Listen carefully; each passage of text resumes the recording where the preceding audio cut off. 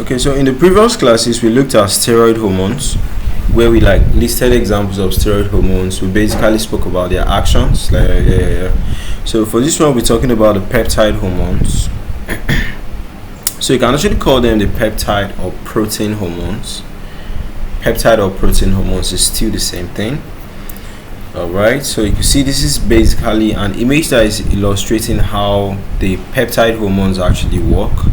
Alright, but the most important part of this lecture is for you to actually know the examples of hormones that we classify them under the peptide or protein type of hormones. Yes, so as an overview, we say that they are actually a class of biological active molecules. They regulate various physiological processes, including growth, how you grow, including metabolism, then also reproduction. So they are synthesized as polypeptides, right? Stored in secretory vesicles, then they are released in response to what? Specific stimuli.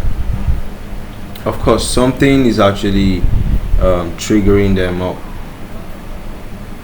Okay. So what we got next here is characteristics. Is water soluble and they cannot pass through cell membranes. They bind to cell surface receptors, so they trigger intracellular signaling cascades. So short half-life. They require frequent secretion of what? Of sustained effects. Okay, so these are examples of, examples right now.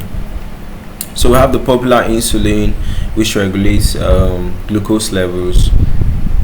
We have the popular glucagon, which helps in what? In glycogen breakdown, Then we have growth hormone. That one is basically for growth. Then oxytocin is basically for childbirth and social bonding.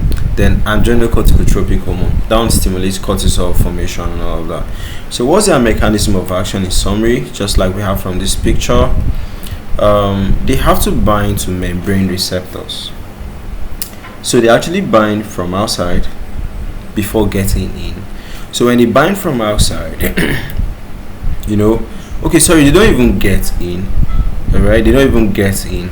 When they bind from outside, they communicate with what? Cyclic adenosine monophosphate or calcium. So that's what will now relay the information that these hormones actually brought, to inside. So the trigger gene expression changes via intracellular signaling pathways. So they can't fit through the membrane, so they actually require a second messenger for them to be able to relay their effects. So I think with this we have done justice to having an overview on the aspects of proteins or peptide hormones.